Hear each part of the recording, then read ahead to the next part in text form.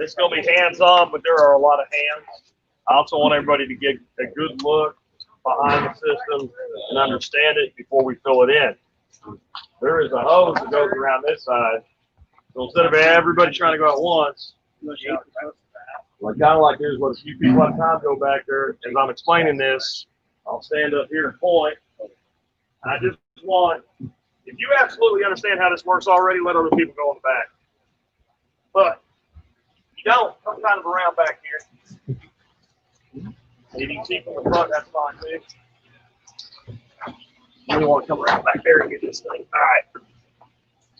These are standard sprinkler boxes. We're using them because they're the right size. You can tell what they are because of how they are. All I want is the working parts we're about to go over. I don't want all the stuff we're going to put in to fall in and clog up the pipes, and I want to be able to work on them. I just need anything to exclude the media. So all my working bits are going to be in here, and all those marble-looking things you call leak are going to be around here. Everybody get that, how simple that is? We'll have to figure out something, find something to plug these big holes so they don't come into the side. The working part, there's one in each of these, are these stacks. We're probably going to change the height on the one that's actually got a pipe in it sticking up. There's two bulkheads at the bottom of each one of these. The pump is delivering the water. Well, right now it's not doing anything, it's off. The pump is going to deliver the water through the bulkhead that does not have the stand-up pipe. It's pumping water in from the bottom. Okay? Down in the water where the pump is, like I said, it's unplugging off now, so it'll drain. It'll be easier to work on. There is a swing valve like that one right there. Because of the height and whatnot, it's underwater. I usually like to have them do that. When it's on, you can spray, just like the one that's over in the big pond we looked at, right? To actually make sure it's down far enough that we get gravity to work for us, in this setup, it had to be under the water. So I went ahead and put it under water. Now I've restricted just enough so that we can still get our water coming up in here. When that pump kicks on, both of these start to fill up. That pump is also going through that valve that's under the water, and it's causing circulation in here. We're going to do something with that energy. You might as well. It's also going to help these drain. You can just let it drain through your pump. The pump usually comes, well, not all pumps. A lot of the bigger pumps will come with a backflow preventer, little thing that's got a hinge on it, and when your pump kicks on, it opens, and when your pump shuts off, it closes, and that keeps water from coming through it. If you want to do this, and your pump came with one of those, do not put it on your pump. You don't want to do that. If your pump came, you know, holes in it. oh, The stuff will fall into the hole at the bottom. no, Wrap it around it. it's not going to last. That's the last. It'll last for several days.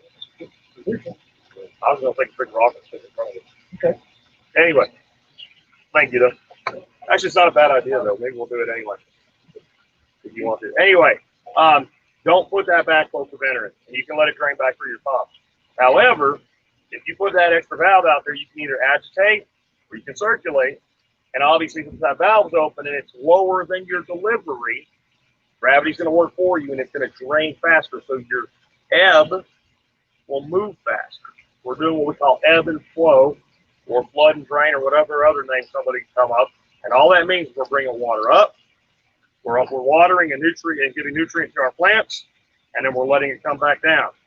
We're doing that for a variety of reasons. One, if we don't give the plants water and nutrient, they won't grow and they'll die. We don't like that. The other reason we're doing it is every time that water makes that cycle, it's pulling oxygen in, and it's bringing oxygen to our roots. If you want roots, I can see you just nipping at this. Here you go. It'll work. This will work. When you bring oxygen to roots, you get really great root systems. And so that's what we want. We want really great root systems. The other thing we're doing, we got fish in here. This absolutely works for hydroponics. The system that's in there with all the pretty pink lights on it looks like I'm growing Hatch's Sacred Herbs. It works exactly the same as this, except it's in 3 tiers. Those beds do the same thing. Water comes in the bottom. There's an overflow stack. We have that overflow stack. But think of it this way. You have a pipe coming up like this delivering water, and that's the bottom of the tank. And then you have your other pipe sticking up here. It's going to fill up until we start overflowing here. There's no moving parts. All it's doing is setting that top level. You do have to think about how fast that water's coming in and how big the pipe is and lets the water out, because you can overdrive it, right? You can overflood your tanks, so you don't want to do that. That's why you want to, so there's a swing valve not only to allow that venting, both sides that come up have a swing valve for throttle. There's a lot of ways you can do this. I'm doing it as simple as possible. Effectively, even though you see two beds, it's one. They're plumb common, so when that goes, they both fill and they both jump. Everybody get that? I want to make sure I'm not going too fast, skipping over anything. You can do that with a bell sizer if you want to. We're not going to cover bell sizers today, but I'm going to tell you why I hate them. They break, they stick, they malfunction, they screw up. Okay? What either happens is you end up with you have like a clog you don't know about, it clears, and your water speeds up. Then they stick it at the bottom. Actually, they stick at the top because they're running too fast and they can't kick in and they can't catch. Or they trickle down and they get down the bottom and they won't break, and then they get stuck at the bottom. When they get stuck at the bottom, you know what happens? It gets really hot and really dry and all your plants die. And usually, unless you come check it every day, which you will not do, you don't know what happens until you look out and you see your plants are already unhappy and dying. So I found this method through hydroponics. And all the stuff I've watched over the years, all the people I listen to on aquaponics, I've never seen anybody use this. When I got into hydroponics, everybody in hydroponics does it this way. So I tried it, and I realized why. It always works. All we do is we take the pump, put it on a timer, pump runs for 15 minutes, pump shuts off for whatever duration of time we want in between our cycles, and when it shuts off, it drains. When it's on, comes in, shuts off, it drains. As long as your timer doesn't burn out and your pump don't burn out, it cannot fail. All right, so that's why we do that. What I want to do now, where's JR? He's not here to be punished for what he did. So I had him work really hard and rip everything out of here. This was overgrown with celery. It was all done with lava rock. It had bell siphons in it, which we've already discussed why we didn't want it. And I decided I would replace it with much better media. That's the Leica. Those are the expanded pebbles, clay pebbles that are over there. But that's expensive.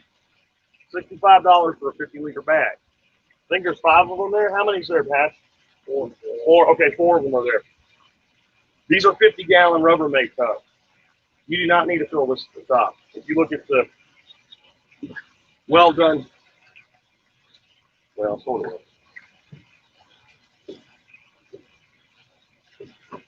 Probably should pop some holes in it. Small holes.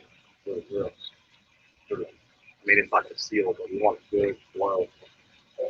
I didn't think of that. Anyway, these do not come to the top. So we're going to fill them probably to about as high as those guys are right there. That's plenty of media. One of the reasons people spend so much money on media is they end up with a really deep tray. They feel an excessive need to fill it all the way up. There's absolutely no need for a foot of media in a system like this. I think we're ready to go on. What I was saying about the rock, the lava rock over there, I told JR we wanted to put base level with lava rock in, and so he unloaded it and put it way over there. So we're going to need to bring it over here. But I do want to get a drill, and I want to put some holes in these. Something like that. A bunch of random holes, doesn't matter where they are. Yeah. You wrap that And we don't want to get that rock in here until we do that. So why don't we start out with any questions anybody has so far? Hey, Jack, how would scrap bricks work for a media? Bricks that people throw away? Like that? Well, if you were going to throw them in the bottom to displace some space, probably okay. But they don't. It's a solid block. All you're really doing is taking up some space. So you use less media. That would be okay. If you busted them up, is that what you mean? Yeah. Like hit them with a sledgehammer? Yeah. Probably work great. Probably work great like that. But if you just stack bricks in there, you're just reducing the overall volume of your system, right? Anybody else? Do you think the pump will burn out faster by cycling it versus running it full time? It should last a lot longer. So if we run it 15 minutes every hour, how many hours a day are we running it? 6 hours. Anytime if you look at a piece of electronics, you'll see something called mean time between failures. That means the average life expectancy of that piece of equipment in hours. And that's going to be the main way you're going to judge how long any piece of electronics works is its MTBF rating. So if you're running it 6 hours a day versus 24 hours a day, you should extend its life by approximately 4 times.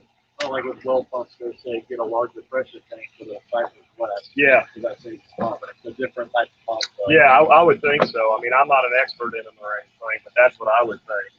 I will tell you this. When you get those pumps, I think I said this yesterday, but if they come with a little sponge thing inside them that acts as a free filter, take it out and throw it away. You will get clogs in systems like this. And a lot of our systems we built them with dirty water pumps, but we've not found good life expectancy in dirty water pumps. They're not meant to run continuously. They're not meant to run long term. They're generally meant to be like a sump pump in a basement. So a dirty water pump is basically a garbage disposal with a pump on top of it. So when it kicks on, it's chopping stuff up. The other thing a dirty water pump will do, which is not necessarily bad, but if one of your fish might find its way into your sump and get sucked into there, it will chop your fish up into little pieces, and it will send him through your pipes. And if you're controlling your flow with a valve like that, that little piece of fish will get there and clog up your pipe. And when you go to open it up, the little eye will come out and look at you. As soon as we get that, we'll get filling this in. But while we're doing that, any more questions? That's my fault. I should have known that. So you're going to have one supply and one overflow, and then just pair up the 2 tanks? They each have their own supply and overflow. It's easier to plumb that way instead of like linking them together with a bulkhead. It made everything more efficient and more rapid. The pump back there is 1,100 gallon per hour pump. It's way over capacity that it needs to be for that. And that's, I do believe in going up.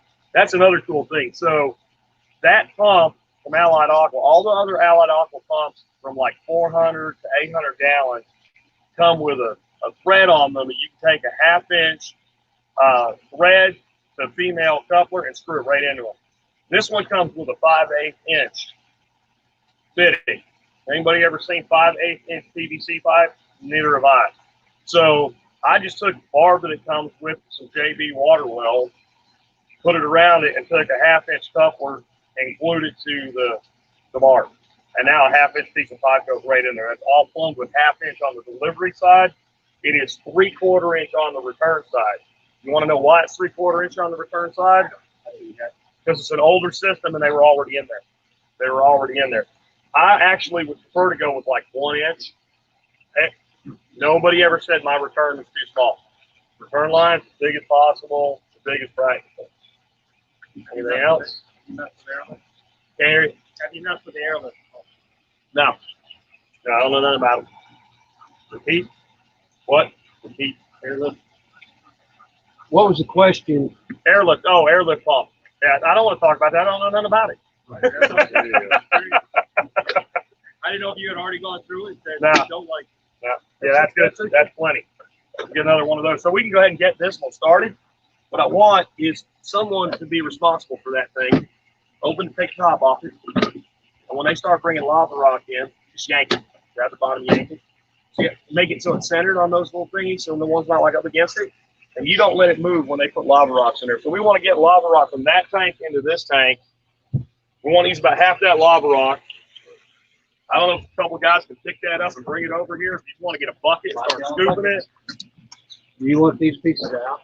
No, leave them in there. Hell with it. Here, look. That pipe is great. Okay. A lot of times I'll actually take, if I have like a lot of this laying around, if it's scrap, I'll take and lay a couple pieces of it in there. It creates big hollow cavities. I don't actually want a lot of that in these. I want a lot of displacement here, and that's a real important thing. This is only a 300-gallon tank. I have a float valve on it. Right now, if I run that cycle, this gets so low that float valve during that 15-minute cycle puts so much water in here. When this dumps, this tank overflows. That's not good. So we're going to see what the displacement is. I'm going to have to fiddle with that to see if I can keep using this float valve. About half of it. I don't want all of it. Triple, if you put more than half of it in there, we'll make you take out one at a time.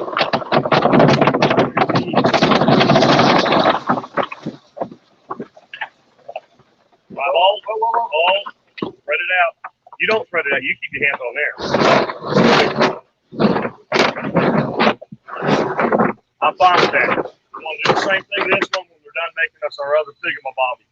All right. That is the technical term for a media excluder. It's a thingamabob. Does everybody understand why we're using that little device, that little sprinkler thing? You know why I'm using a sprinkler thing? No. It is a perfect size. You can get your hand in it, and we found them, and they work. A lot of what I've used before, I don't know where that pipe went, it's 4-inch PVC, and these make great media excluders, except my hands are, it's hard to get down in there. I said this yesterday about these guys, and that's exactly what they're using. If you live where black widows live, which is most of the United States, they like cool, dark, moist areas, especially in the summertime. If that is, or that is your media excluder, it is exactly what black widows like. If you stick your hand in there to do any work, make sure that you look in there, and if you see a shiny black spider, whether you see a red dot or not, just assume it's a black widow. Because I've had them living in there, and they love that little box down there with all the plumbing in it. There's usually a big fat one in there. I don't kill them. I don't get rid of them unless they're in there. They got to go. My hand has to go in there. I tried it. So we need to get that media. It's just constant improvement and innovation on the components, huh? Yeah. Yeah, we tried, like there's actually that was the most advanced bell siphon my buddy and David and I hanging right there ever came up with. This was actually a great improvement. We still got sticking siphons. And part of why I get sticking siphons is I'm not.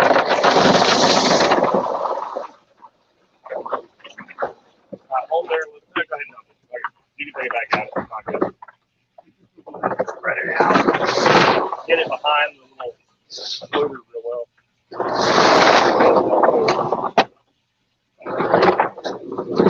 It looks like there's too many in here. Now it's balanced. So this is what we came up with. Normal bell siphon would not have this. This would be sealed on the top. What you have is you got a pipe sticking up from the bottom, and this sits on top of it. In that case, it won't fit on there, but let's just say there's a pipe up in there. So that pipe comes up to there. Well, your water's going to fill up to that point, start overflowing that pipe. If it's flowing fast enough, it'll eventually go through that pipe, fill that pipe completely coming out the bottom. It'll start pulling a vacuum against this because this is sealed to the atmosphere.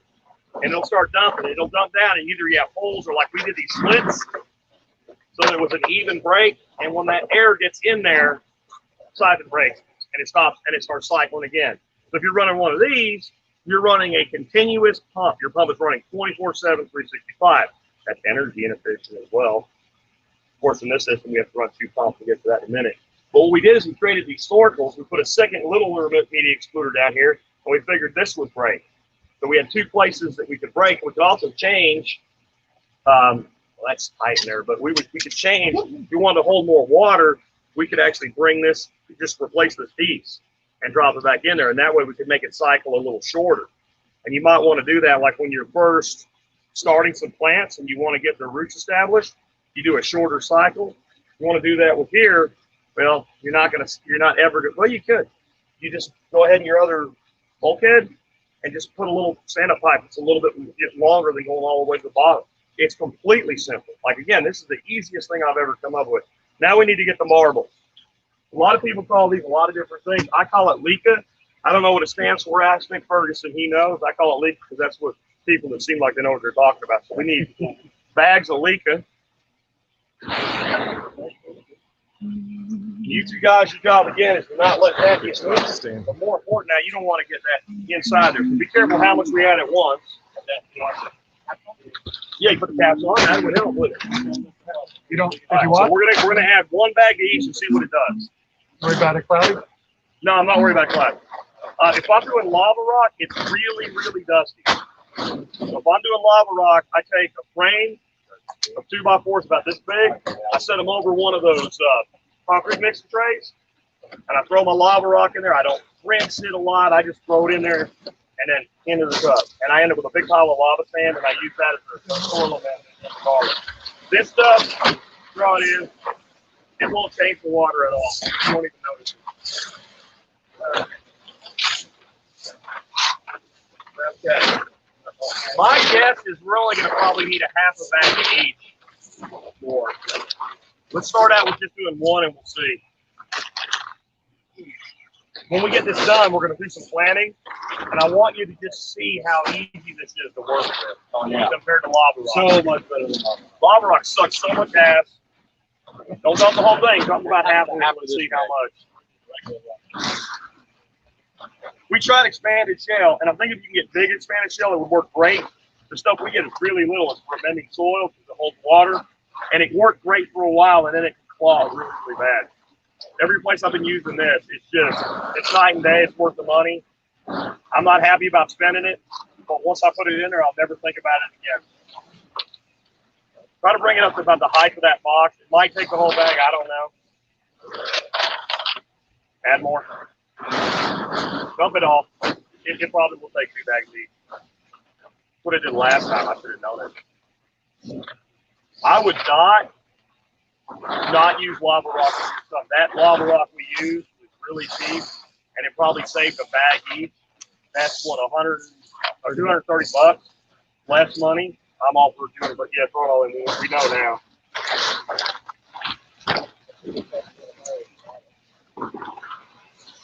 Then if you look down, you'll see a timer and a plug.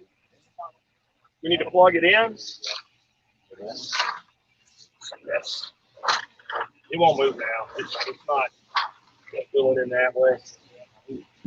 One thing, if you're using these boxes, when you go to pull that lid off, hold it, because this stuff's so light, you can pull it up and then it will fall in. And it is, you're not getting it. You're going to have to redo the whole thing.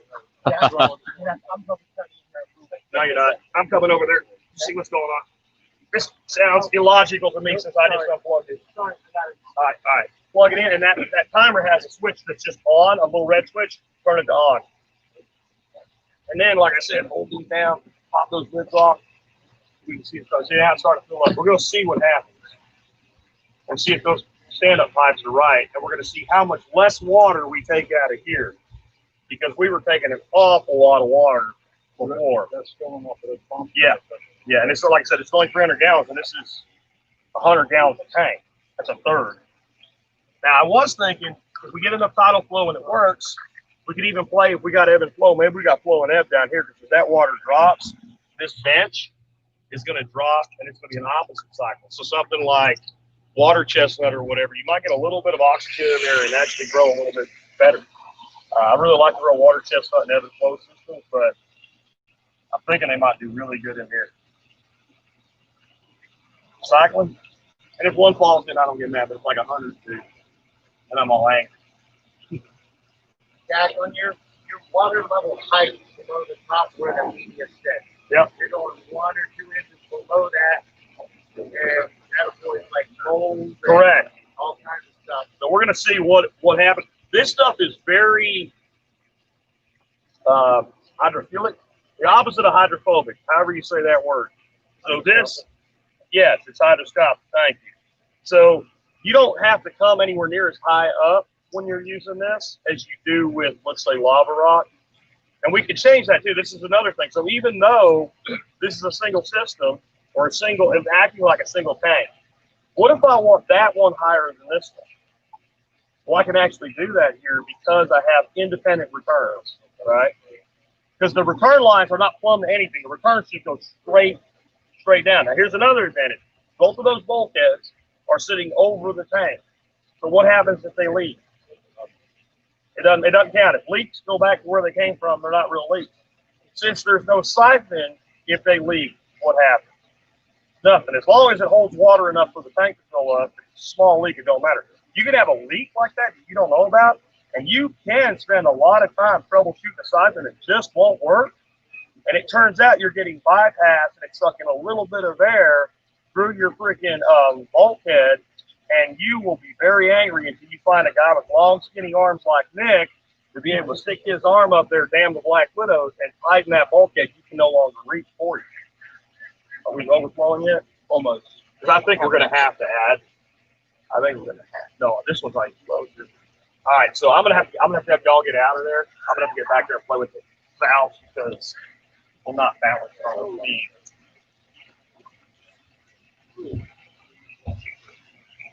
You got to turn up the flow. Yeah, that's kind of idiot set that. His name's probably Spirko.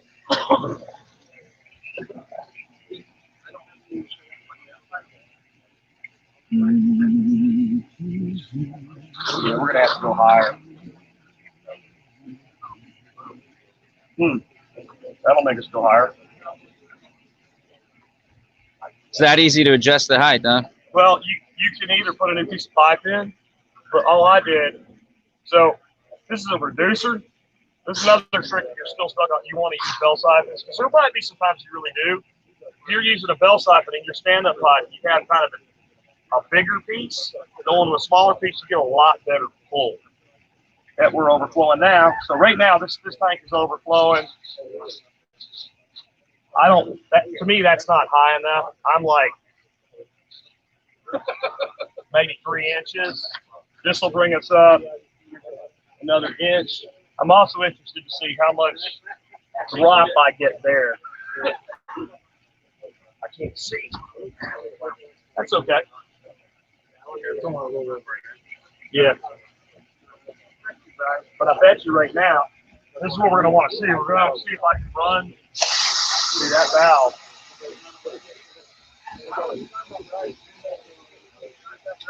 I have a feeling we may not be able to do this well. I may not be able to rely on that. We're getting bypass on that. But I ain't worried about it right now. I just want to know.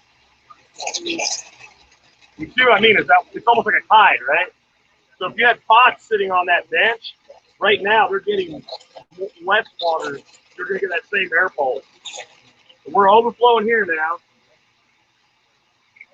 We're overflowing here. Almost.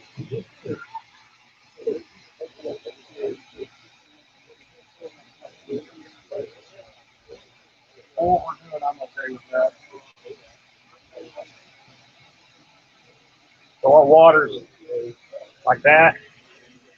And if the very top of this stays dry or mostly dry, you won't get, algae and stuff growing on it. So that's it. That's as low as that's going to go right now. That's where we're going to hold it. And this will run 15 minutes, and that's kind of important. I want to run that till it stops. I'm going to come out from back here and talk to y'all, and then we're going to plant.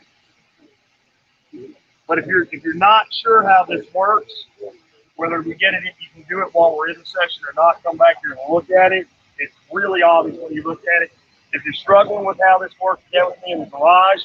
That little system I have with the pretty fish tank, it works the same way, and it's really easy to see there. Please be careful when you come in here. Don't pick that hose off. Can you explain the flow real quick with these pipes down here? Sure. They're not doing anything right now. Well, they just go into the wicking beds. We'll get there in a second. This right here, this is my overflow prevention. Yep. It's really sophisticated. If you want it to overflow lower, you do that. If you want it to overflow higher, you do that. What that's designed to do is that water goes out through that plumbing box that I built in there and discharges right next to Jason's feet and waters that apple tree. So when it rains or I screw up and don't get this right, which might happen right now, the water goes to the tree. It doesn't come in here. I actually plant into this soil, and if you got water coming here, this is going to erode, wash out, get overwatered, what have you. Those other pipes are delivery and return lines for these. We'll talk about those in a minute. We kind of did already yesterday, but we'll get to those in a minute. There's your. This box is not lined. No, that box is not lined. This probably would have made a hell of a lot more sense since I was going to build this box, and drop a pond liner in it. I did it this way because I wanted to see, kind of play around with kind of this planting ability. So you got soil and aquaponics side by side. There's certain plants that do really well in soil and in water, like water spinach. Right, so we could plant water spinach here and train it and use it as surface cover. A lot of things we could do. Also, I bought this tank to do a project in the shop where I did a whole video series, like 16-part video series on aquaponics. I did it through the winter, so I did it inside with artificial lights. And I did not want to keep doing that. I only did it for the content, so I had the tank. I would not go, this tank costs more money than a pond liner for this, way more money. And since we're not, now here's the thing, right? I say that, but if you did that, this would be a lot more challenging. Because right down there, I have all those sweet bulkheads and all that cool plumbing and a nice flat surface and no leaks. And I'm challenged here with rock. So that thing is as deep in the ground as it was going to go. That involved, this looks like, well, he just threw it there. Now, I spent a week digging and banging and smacking and being pissed off putting that tank level because you went down as deep as you could. And, well, now do you pickaxe that spot or do you fill it back in and give some up? Because I didn't want these to be that high. So if I had done a pond liner thing, you know, unless I want to fool around with putting holes in a pond liner with a bulkhead, I really don't. I know you can, but I really don't. Then I would have had to come over the top of these rails, right, or through an overflow like I put on the ponds over there. Did you do all of these bulkheads at the same time, or did you come back later and maybe add something? No, I did not. I did all that at the same time. I was gonna say, if you want to do something later, it's a lot easier to do this. Yeah, that's true too. That is true. It would definitely be easier if you had to add anything. But I recommend in your plumbing, if you think you're going to need a penetration, make the penetration. If you don't use it, stick a pipe in it, throw a cap on it. That's another thing going on here. So this little thingamabobby here, right? Right now, there's a return line that the water that goes to these wicking beds brings water back in there with. I'm not worried about fishes going up in there while water's coming out this way.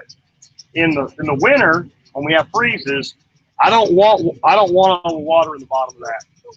And I don't want this running. It's just easier to shut off the second pump, the one that runs all these. I shut it off. There's some valves down there in the ground. I open it up. It drains these 4 tanks. I pull those stand-up pipes out. They drain. Now they're just regular raised beds. In our winter, it doesn't matter. They don't need to be wicking beds. Now there's a valve to the pump right here. I would shut that. I'm not going to do it now because I'll blow the fittings apart. Or it actually will come out of there. It'd be impressive. But if I don't close that valve, not only will they drain, so will this. So I drain that all out. I close that off. And that return line, that's why this thing lives here. That way I can't lose it. There's no other place it needs to be.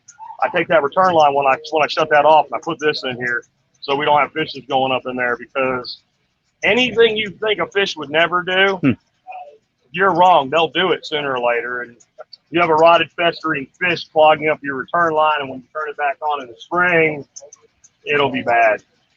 I used to just leave this on. If you do that, sooner or later, this will clog, and all 4 or however many of these things you have will completely flood and overflow out the side. And you'll think you'll see it, but you will not until all your plants turn yellow and start to die, because you're basically doing rice farmer stuff, right? That's why rice farmers flood a rice paddy. It ain't because rice likes it, it's because rice can take it and the weeds can't. So they flood the rice paddy to kill all the weeds, and then they drain them and let the rice grow. That's why they actually do that. So I like this idea until that happens anymore. Fortunately, I did actually notice it. I'm hoping that'll stop soon so we can shut this off. Let's go ahead and plant it, though, because it ain't going to matter. I have an ass load of this available. Jake has it in his bed. I put it in your bed. These are celery plants. The reason I point out I have a lot of them, I'm only going to put a few in here. Y'all are going to do it. Actually, I'm going to let you guys plant. This came from a celery my wife bought at the grocery store. Instead of taking, like most people, they get their celery and they cut it like that, and then they throw that away or they make stock out of it. Instead of doing that, what we do when we buy celery now, we pull all the sides off and we leave the heart. We take the heart of the celery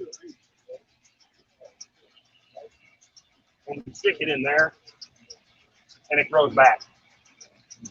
Well, I did that in here, and it got really, really big, and it got giant seed heads all over it. And I said, what would happen if I do nothing? It dropped the seed, and these 2 beds were full of celery. That's where all these plants came from. So if anybody would like to take some celery plants home, you are welcome to take as many as you want. And it's the easiest celery propagation. I mean, if I wanted a celery farm, right? So I want y'all, and you know what? Like, I want everybody to get a little bit of experience with how easy this is. I don't have any emotional attachment to where these go. So pull them out, stick them back in, mess with them, get them deep. I'm going to leave that water running so you can feel where that water level is. The reason you might want to bring that water really high up for a while, though, you can seed right in there. You can throw seed right in that bed. So you could do something like watercress is a great crop. You throw watercress seed on, put a higher stack or put a fitting on there, bring your water up almost to the top, let it run like that until everything sprouts. Give it about 3 or 4 days after it sprouts. The root that this stuff puts on is incredibly fast. Then go ahead and lower it down to where you want to run it. Does that stop? Does density matter All when right. we're planting this, Jack? Let's see if it overflows when we shut it on.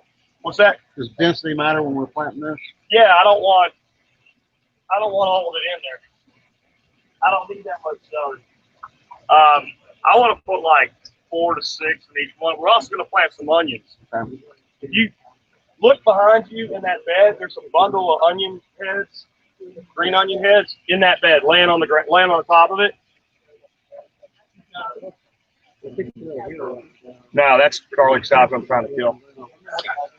So the onion saps can take over and become the master of the domain. So this is the other thing we do. My wife got a little excessive with how much she left behind, but you take a green onion tip like this.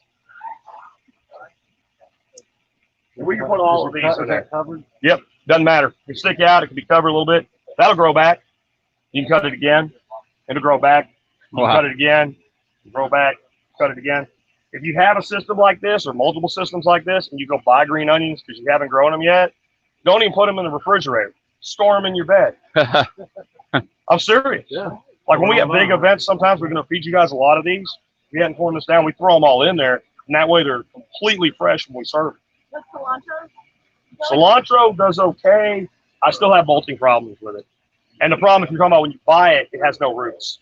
It would probably do okay for a little while, staying alive, but you might as well put that in a jar. Here's what my wife does with cilantro when she buys it. Cut the stems so it's a fresh cut like you do roses. Put it in a glass, throw a plastic bag over it, stick it in the refrigerator. And it'll last a hell of a lot longer that way. Don't put it in a drawer in a bag. It'll nasty rookie. So yeah, who wants to plant? Do you mulch or that's it? That's it. That's it. Who wants to plant? Grab some stuff and plant. Pick good ones. You can plant all the green onions, just spread them out wherever you think. Put 3 or 4 celery in each one. That's all we're going to do for today with planting. This one's coming in from the wicking beds. The water coming in right now. That right there is, okay, there's a big pump down there. A much heavier pump than the one back there. That's just bedding pressure. Oh, okay. That pump, Circulating. so that pipe right there with the valve on it, that's what's taking water to these 4 beds out here. And then the pipe that's down there, the bigger pipe, return lines are bigger pipes, that's the water coming back. From the wicking beds. From the wicking beds. Wow. So the wicking beds are flow-through wicking beds. It's one giant system. It's one system. And we can expand this almost infinitely because when we do this, we have this rise and fall of this is our battery. That's the way to think about it. It's our water battery. The wicking beds, they don't take any water really. They take a very little bit of water, whatever they lose every day, because they're staying at a constant level. They're not going up and down. They're just staying at about 8 inches of water in the bottom. Ooh, that smells anaerobic.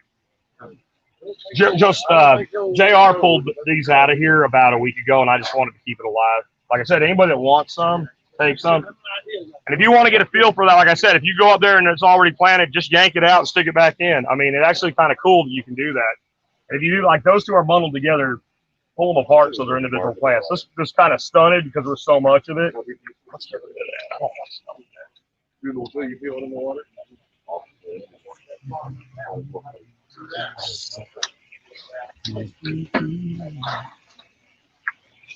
So you need to bring this over with you when you get ready to sell your pole and not to show why. That's an example, right? Yeah. Where you left it laying. Yeah, it will. Rusted. Yeah. I don't care. But I don't. You know what? I'm not worried about it. All righty. Thanks for tuning in. We're here at 9 Mile Farm.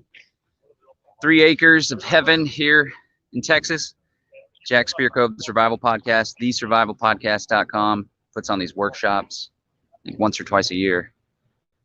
And it's people living free, enjoying their lives, figuring out how to become more independent, building community, all things that are good. All right. Thanks again for tuning in. We're going to end it here. We're going to do another stream here shortly, all about ham radio, which is an important off-grid way to communicate with folks, especially if shit hits the fan. There's a lot of folks in the Freedom Cell Network that are studying ham. So, all right, peace and freedom.